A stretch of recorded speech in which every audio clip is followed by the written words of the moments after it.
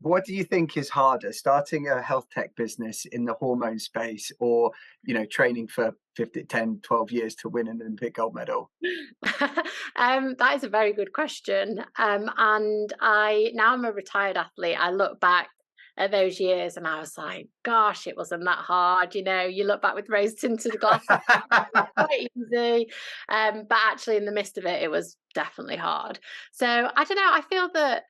I feel this is a really challenging area that I've kind of tapped into, but an area that I'm really enjoying. And I think as an athlete, I've really relished that kind of moving out of my comfort zone. So although Mm, it's very much still physiology, understanding female bodies from like a physical perspective, the whole tech side and the hormone side is something that's new to me, and I've really enjoyed kind of furthering my knowledge and speaking to experts and great people in this field to firstly understand why it's so underserved, and mm. then being able to contribute in some way. So I'd say they were both challenging, but I would say winning that Olympic gold medal in London was very, very difficult for it all to Yeah, come together. yeah. But like, is there an element where, well, I don't know, like, because when you're an athlete, particularly in an individual sport, and I'm sort of extrapolating here because I wasn't an Olympic athlete, um, but presumably a lot of it was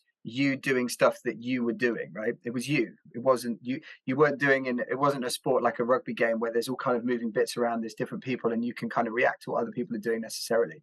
Like, Mm. how do you feel like in a company where you have different people doing different things and things might be going wrong and they might be completely out of your control? Did your athletic background help you with that, or is that something new that you sort of had to confront and you were like, oh, that's something I wasn't quite familiar with? Yeah, I think you're right. I was definitely an individual athlete. So, the successes, they were on me, the failures, they were on me. And I quite enjoyed the element of control.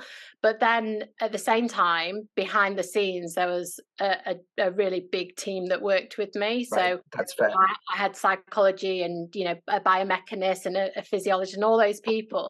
Right, And they're strong personalities who are really passionate about their fields, and being able to understand how you get a team to work together for one person to succeed is kind of a massive part of creating a successful athlete anyway. So I right. feel that some of those kind of team aspects and the psychology behind that and what I learned as an athlete is something that I've been able to bring into this new world. So I had my old sports psychologist come and do a session with the Jennis team Oh, right at the cool. beginning, just to understand all our personalities and how we drive each other, and how where our weaknesses lie, and where are our sweet points as well, and how to get the best out of each other. And I think that was a massive help with the team and creating the team right from the beginning.